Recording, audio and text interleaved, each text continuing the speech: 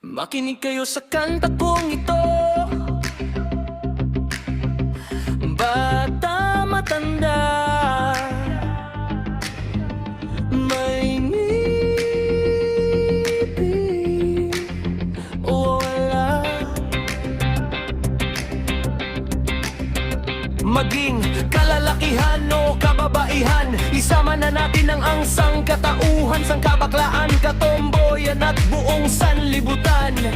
Huwag kayong masasaktan sa aking linyahan. Ang mga bagsakan na likha lamang ng aking pagkamulat sa lahat ng kaganapan.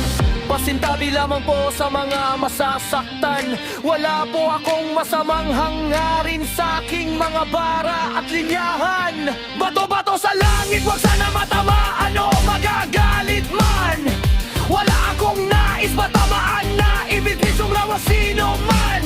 Kung akala mo na ikaw ang aking pinatatamaan, I am sorry naman. Isipin mo na lang na itong aking linyahan ay para sa katabi mo na nandyan. Here we go!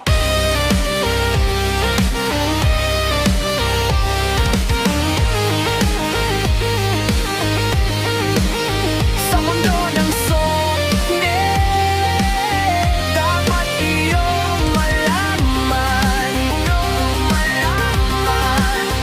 Bawal dito ang pikon kapag naisali ka sa larong sausawan. Ngang mahuli ay taya, sabi nga ng larong pambata. Kapag nakisali ka, asahan mo na sana na minsan ikaw mismo ang taya. Galingan mo na lang kasi kapag nakipaglaro ka, huwag kang iiyak kapag nabalagoong ka. Ika nga ng karamihan, Portland diba? Huwag kang pa-victim kapag nabalikan ka. Gagawa ka ng birada pag pinalikan ka. Kasunod ng iyong linya, demanda, demanda.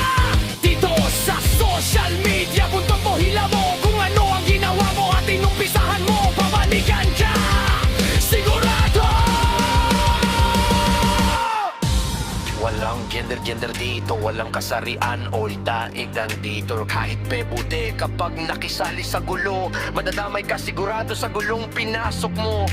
Bawal ang pikon, bawal ang pusong mamon, bawal ang balat ng onyon kapag ikaw ay naghamon.